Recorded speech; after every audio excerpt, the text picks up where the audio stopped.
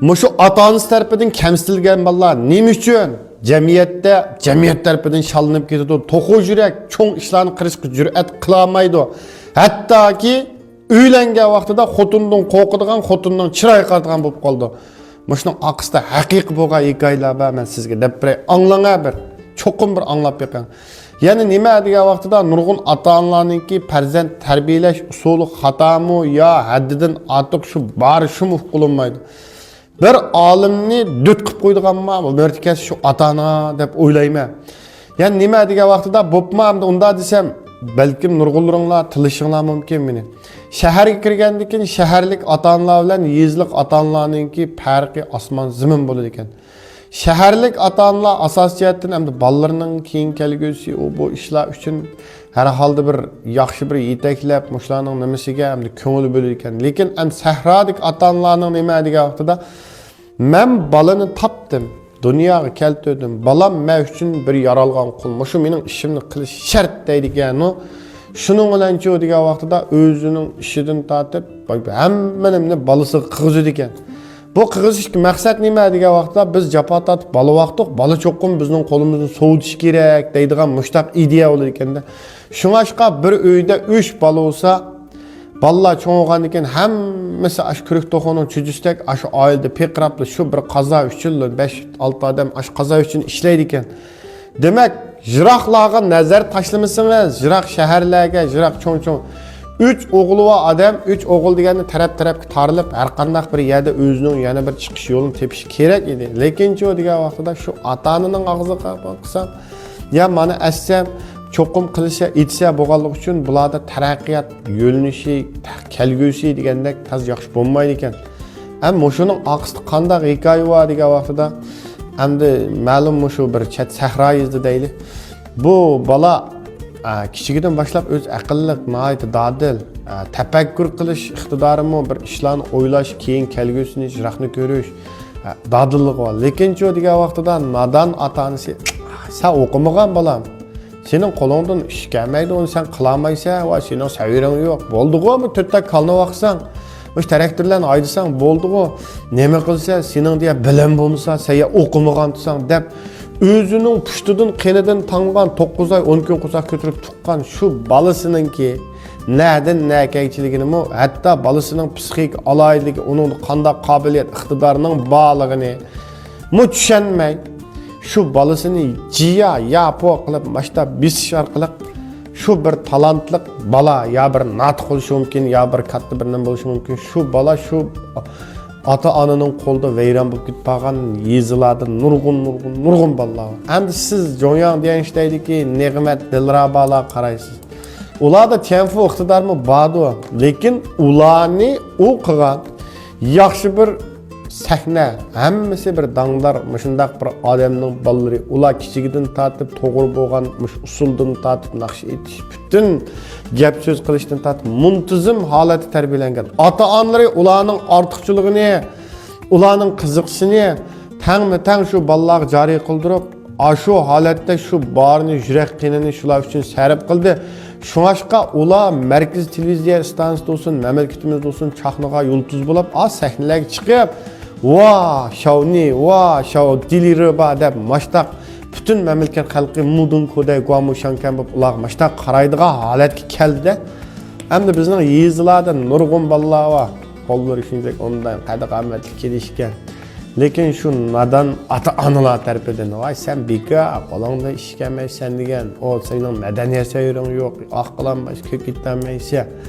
Hali desa o'zining ahmas otobusdan tortib necha avlod qilib bu ishni oyog'i chiqirib bo'lmagan shu kalning poqi, shu etizning ishi, shu ishlar selish orqali barnim desa tang turdi bolalar. Bu psixikadagi to'g'ri alayda nima? Ota-onasi bilan tang turgan bolaning hammasini nachar bo'lib ketishini atayin.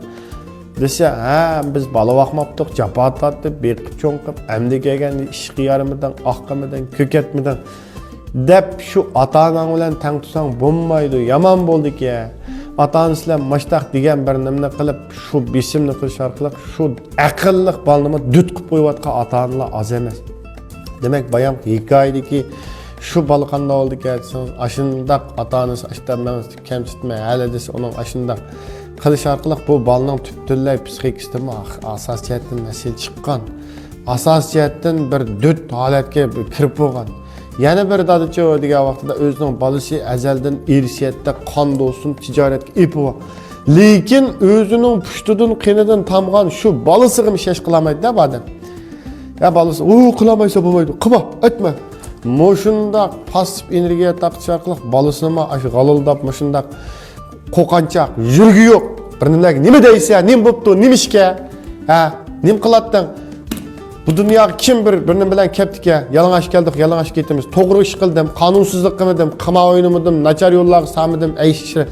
Mush ishimdan cho'qim natija chiqdi. Men to'g'ri bo'lgan, qonunliq bo'lgan yo'lni tutib meng'otaman. Deydigan bir jur'at nima qilamay, hatto bir jamoat so'rinda bo'lib qolsin, biror sahlarda bo'lib qolsin, chiqib yuraklik oldi vang ikki yig'iz gapni qilamag'idek holatda yurak oldi to'qi yurak qilib qo'ygan. Bir tijorat andisi va kelgusdagi dangliq tijoratchilar millioner bo'lgan bolasini shu qo'rqanchoq, shu shaxsiyatchida mening pulimni buzib etandigan deb mushu holatga keltirib qo'yayotgan ota-onalarni bekchiq. Shuning uchun degan vaqtida endi deydiganim nima degan vaqtida bolalarning iqtidorini cho'qim bir bayqishimiz kerak ekan. Mening balam nima ish qilish kerak, nima asloldi, buning ortiqchiligi nerdan keladi? Mening dadam haqni demayman, meni kalvoq, qo'tan salimiz, kalvoqayli traktor oldi, sho'pu aydab shaqchanidik. Onundan keyin bopingsa iliqi, samping mashina ilib, cho'ng mashinalarni ilib, mol to'shib nemga Urumchi Mechvanga kunasdan uya cho'ng sho'pir oldi. Men u ishni xohlamayman-da, chunki dadam bilan mashtaqli keldim. Nimaga xohlamayman desangiz, men unda jafoda o ishlarni ko'rganda qiynalib, mushu jafo ish qilib, mush tumshiqqa yetgan, jon tumshiqqa yetgan. Atekasining davollarida zanjir bog'layman deb qo'llariga ushib, putlariga ushib ketgan. Hayot bak qisqa, biz nima uchun yaxshi bir yo'llarni tepib o'zimizning nimamizga kagidek yo'llarni tepib, jonni unchavola qiynamasdan turib, jon boqadigan, pul topadigan ishlarni qilmaymiz. Biz nima uchun eng jafoliq yo'l dadimizning degan o'yicha biz eng jafoliq yo'llarni mangsak, onun kelgusi qanday bo'ladi? U bizning xarakterimizga, mijozimizga tushamdi, tushmaydi. U o'zining qiziqishini, o'ziningki xohishini akib, o'z qilayotgan o kasbni akib, menga tang deydigan gap men dadamning gapini anglamadim-da oxiri. Voy, menga qilmayman men dedi. Ranjigan bo'ldi. Nurg'un bolalarni bizning jurtkilarni menga misol keltirib qo'ygan bo'ldi. Ahmad, Mehmet, Said Ahmad, Bayd Ahmad degan bolalar meni qara, mashtaq tijorat, manda pul deb yaxshi qilyapti. Shu bolalar anda tirishchaman. Chunki tirishdi bu bolalarning hammasi yaxshi mushtaq bolalar. Lekin odamlarningki pul tepish chambariga o'xshamaydi, iqtidor, qobiliyat o'xshamaydi, xarakter o'xshamaydi. Ularga shu kainat ashu xil usul orqali pul tepib boy bo'lish yo'lini bergan. Ular ashu ishni qildi. Ular hargiz kerak akib men qilayotgan ishqa, endi biz qilayotgan ish qilsa, ular menga u kasbdan biz qilayotgan kasbda ular natija qozonmaydi. Ular qilayotgan kasbga men qancha maddal, qancha katta dallal bo'lib satdingmi dallalaydigan bo'lsam, men o kasbdan nan tep yalalandim, yalamayman o kasbdan. Chunki meningda yurgimdan intilib, qiziqib, o kasb bo'lgan qizg'inlik yo'q. O men og'zimda gapim bo'lgan bilan oxirsi degan ahmas ishlar. Şoňaşqa endi ata-onalar deydiganim çoqum balalaryňyzyň artykçylygyny, qiziqishini, özüniň ýaxşy görgen tarapyny baýqap çykyň. Özüňizningki amalga aşyramagan arzu armanlaryňyzy, özüňiz qilyatgan şu japalyk işlarni akip balaňyzga teňip, zorlaş arka mektepde okatmaň, o bopdy. Ketdi, bir ömür işiňizni qyzypdy, ketdi.